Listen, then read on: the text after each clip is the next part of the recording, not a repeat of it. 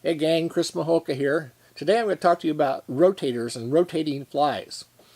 The popular trend on YouTube for a lot of fly tying videos now is to use the UV setting resins and to make a fly that you can cure up really quickly. And that's really good. I mean, it's great technology. But if you're making a batch of flies, if you want to tie a half dozen or a dozen or 2 dozen similar patterns, you don't want to sit there and have to dry each one by hand. So there are some things that are better done on a rotator, and I'm going to show you what those are. There are two basic parts you need to consider when you're setting up a fly rotator. One is the speed of the motor. This little setup by FlexCoat was originally designed to turn fishing rods. So you would wrap the thread on rods on the guides, you'd epoxy the wraps, and then put the butt of the rod in here and set the rest of the rod out on a little unit like this, and it would turn the rod slowly while the finish dried on the wraps. Now, I don't have any affiliation with FlexCoat. I have known the guys down there for about 30 years, about the amount of time I've been making epoxy flies, and I like a good piece of work, and I think this is what they've done. They took their rod rotator, which they already had, along with the stand to coat your rod and cure it on. They added a wooden shaft, an adapter, and foam discs. Now this just slides into the foam or into the rubber gasket there on the face and sits like that. Now you have a rotator that when it's turning you can just stick your flies into the foam and it'll rotate your flies. So what happens if you tie flies that don't have hooks on them? Things with extended loops or Waddington shanks, things that there's no way to hook them on the foam. Well, there are a couple options. One that I came up with was I had a friend in their wood shop make me a wooden dowel with a knob on the end to go in the gasket. This has alligator clips. So flies that don't have a way to hook them into this simply get hooked into an alligator clip and they'll rotate like that until the head smooths out and dries. Now, if you don't have a friend that can do this kind of thing for you, there's another option.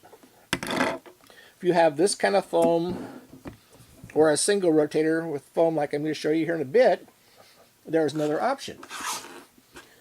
You can take an alligator clamp and very simply put a nail or a small piece of wire in the back of the alligator clamp. All you have to do for that is your nail, your alligator clamp, set them together, the head of the nail back in the alligator clamp, and squeeze with a pair of pliers to hold the alligator clamp on the wire. Now the way this works is you can simply stick that in your foam. So if you have flies that don't have hooks in them, you just clip them in that alligator clamp and let them rotate. So a setup like this, the motor, the stand, and the foam cost you about $100 or a little bit more. You can find them at several different places online, or you can go right to flexcoat.com.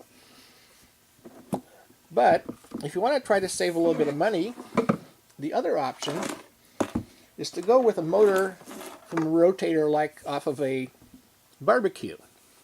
Now this is the kind of rotisserie motor that has the rod that comes out that you stick your chickens on to cook them over the grill.